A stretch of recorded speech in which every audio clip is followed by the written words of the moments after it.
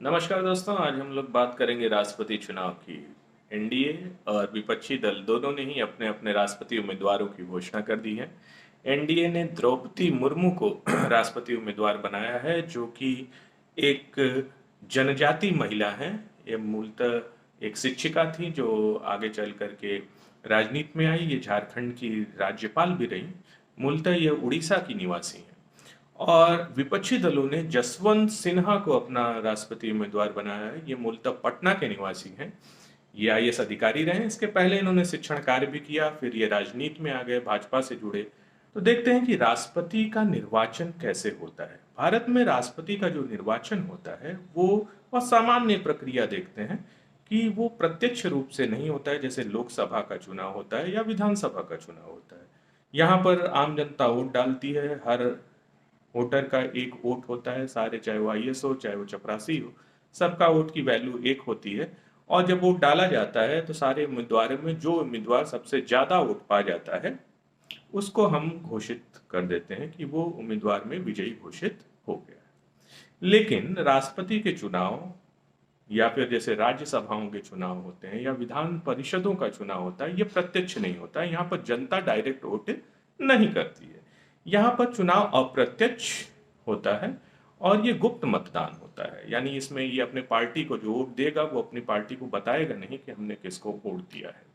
तो अप्रत्यक्ष चुनाव में क्या होता है कि एक निर्वाचक मंडल होता है। निर्वाचक मंडल मतलब कुछ ऐसे लोग होते हैं जो सिर्फ वही लोग उस चुनाव में भाग लेते हैं। तो राष्ट्रपति के चुनाव का जो निर्वाचक मंडल होता है उसमें भारत के संसद के दोनों सदनों के सदस्य यानी लोकसभा और राज्यसभा के निर्वाचित सदस्य उसमें भाग लेते हैं और विधानसभाओं के निर्वाचित सदस्य उसमें भाग लेते हैं। विधान परिषद के सदस्य जो है वो राष्ट्रपति चुनाव में भाग नहीं लेते। अब संसद में जो लोकसभा है उसमें पहले दो एंग्लो इंडियन सदस्य निर्वाचित होते थे, मनोनीत होते थे एक्चुअली राष्ट्रपति के द्वारा। लेकिन इनका भी मनोनयन 2020 में समाप्त है, यानी इनके आरक्षण को 2020 में पूरी तरीके से समाप्त कर दिया गया। यानी अब लोकसभा में कुल 543 सदस्य होते हैं। इसी तरीके से राज्यसभा में कुल 245 सदस्य हैं वर्तमान स्थिति में। लेकिन इसमें से 12 को राष्ट्रपति मनोनीत करता है जो कला, साहित्य, विज्ञान या सामाजिक क्षेत्र में अपनी विशेष योग्यता रखते हैं। तो इन 12 सदस्यों को छोड़ करके बाकी जो 233 हैं वो राष्ट्रपति के चुनाव में भाग लेते हैं। और विभिन्न राज्यों के विधानसभाओं के और दिल्ली और पौंडीचेरी और अगर आप नया जो केंद्र शासित प्रदेश है जम्मू कश्मीर, अगर इसमें विधानसभा बन जाती है तो इसके भी सदस्य लोकसभा राष्ट्रपति के चुनाव में पार्टिसिपेट करते हैं। यानी राष्ट्रपति के चुनाव में सभी राज्यों के और उसमें दिल्ली, पौंडीचेरी, जम्मू कश्मीर के विधानसभाओं के विधायक और सांसद के लोकसभा और राज्यसभा के जो सांसद हैं ये चुनाव में पार्टिसिपेट करते हैं। अब यहाँ पर हर विधायक का वोट एक काउंट नहीं किया जाता। जैसे लोकसभा का अगर चुनाव हो रहा है तो एक आदमी का या एक जो वोटर है उसका वोट एक काउंट होगा। लेकिन राष्ट्रपति के चुनाव में जो वोटर होता है उसका वोट की वैल्यू 1 नहीं होती है। विभिन्न राज्यों के जो विधानसभाएं हैं उसके जो विधायक हैं उनके वोट की वैल्यू अलग अलग होती है और वहां के जनसंख्या के ऊपर निर्भर करती है। वहां के जनसंख्या और वहां के जो विधायक हैं उनकी संख्या से हम निकालते हैं कि उस राज्य के विधायक का वोट वैल्यू कितना होगा। किसी राज्य के विधायक की वोट वैल्यू निकालने के लिए उस राज्य की जनसंख्या जो कि 1971 में कितनी थी उसको लेते हैं और उसको उस राज्य के विधायकों के निर्वाचित विधायकों की जो सीटों की संख्या है उससे डिवाइड कर देते हैं। जो संख्या आती है उस संख्या को 1000 से डिवाइड करते हैं और डिवाइड करने के बाद जो फाइनल संख्या आती है वो उस राज्य के विधायक की वोट की वैल्यू होती है। जैसे यूपी के विधायक के वोट की वैल्यू 208 होगी। यहाँ आप समझ सकते हैं कि जिस राज्य की जनसंख्या ज्यादा हो उस राज्य की जनसंख्या में जो वोट वैल्यू होगी विधायक की वो ज्यादा होगी। जैसे जो छोटे राज्य होते हैं वहां पर विधायकों की संख्या जो होती है वो जनसंख्या को हिसाब से बाकी राज्यों की जनसंख्या के हिसाब से नहीं बढ़ी होती है। तो वहां पर राज्य की जनसंख्या कम होती है और विधायकों की सीटों की संख्या ज्यादा होती है। तो वहां पर एक विधायक की जो वोट वैल्यू होती है वो कम आती है। जैसे अरुणाचल प्रदेश और सिक्किम में एक विधायक की वोट की वैल्यू यूपी, बिहार या फिर महाराष्ट्र या आंध्र प्रदेश इनसे कम होगी। इसी तरीके से एक सांसद के वोट की वैल्यू कैसे निकालते हैं? एक सांसद के जो वोट की वैल्यू होती है वो, यानी सारे सांसदों की जो वोट की वैल्यू होगी वो सारे विधायकों की वोट के वैल्यू के बराबर होनी चाहिए। तो एक सांसद के वोट की वैल्यू जो होगी उसको निकालने के लिए हम सारे विधायकों के वोट की वैल्यू को जोड़ लेते हैं और उसको सारे सांसदों जो कि 776 है उनकी संख्या से, सारे निर्वाचित सांसदों की संख्या से क्या कर देते हैं, डिवाइड कर देते हैं और जो आता है वो एक सांसद की वोट की वैल्यू आती है।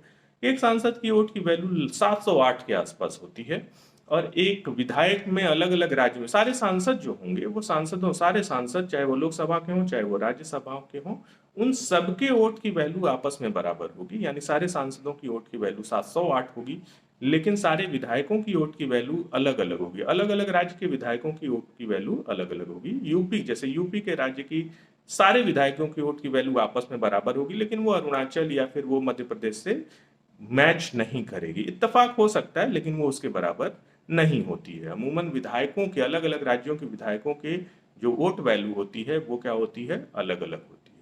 अब यहाँ पर निर्वाचन कैसे किया जाता है? निर्वाचन के लिए हम अनुपातिक प्रतिनिधित्व की एकल संक्रमणीय प्रणाली, बड़ा टेढ़ा नाम है, को अपनाते हैं। लेकिन अब देखते हैं कि इसको अपनाने में एक्चुअली करते क्या है कि सारे विधायक जो होते हैं या जो एमपीज होते हैं उनको एक बैलेट दिया जाता है।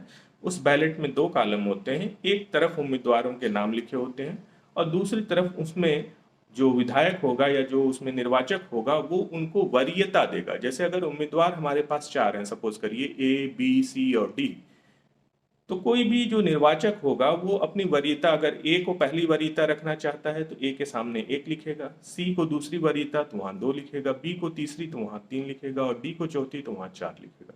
इसी तरीके से कोई और आता है वोटर, उसको डी पहली वरीयता है, सी दूसरी वरीयता है, ए तीसरी वरीयता है और बी चौथी वरीयता है। तो इस तरीके से उसके सामने वो वरीयता, उसके नामों के सामने दूसरे कॉलम में वरीयता अंकित करेंगे। वरीयता अंकित करने के बाद सारे बैलेट जो होंगे वो इकट्ठा कर लिए जाएंगे और इनकी गणना कैसे होगी, कैसे पता चलेगा कि कौन विजयी घोषित हुआ है? तो लोकसभा या विधानसभा में जो होता है कि जो सबसे ज्यादा वोट भाग या वोट प्रतिशत, वो विजयी घोषित हो जाता है।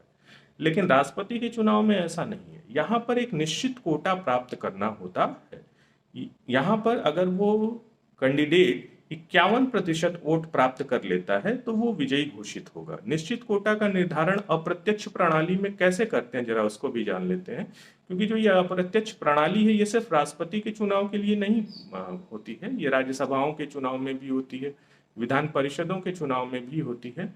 तो वहां पर कैसे ये निश्चित कोटा प्राप्त किया जाता है या इस निश्चित कोटे का निर्धारण कैसे किया जाता है कि जितने वैलिड वोट पड़े हैं उस वैलिड वोट को हम डिवाइड करते हैं कि कितने पदों के लिए चुनाव हो रहा है। जैसे राष्ट्रपति के लिए एक पद के लिए चुनाव हो रहा है, तो जितने वैलिड वोट पड़े हैं, जैसे राष्ट्रपति के चुनाव में ये वोट लगभग 10,98,882 के आसपास होता है। तो 1,98,882 को हम 1+1, यानी जितने पद के लिए चुनाव हो रहा है वो पद एक है, उसमें एक जोड़ देंगे यानी 2 हो गया। यानी 10,98,882 को हम 2 से डिवाइड कर देंगे और जो आया उसमें एक जोड़ देंगे। तो ये लगभग 50, ये परसेंटेज में 51% हो जाएगा। या वोट अगर आप देखें तो 10,98,882 को अगर आप 2 से डिवाइड करेंगे तो 5,49,441 +1 यानी 442, 5,49,442 वोट जो पा जाएगा वो विजयी घोषित कर दिया जाएगा।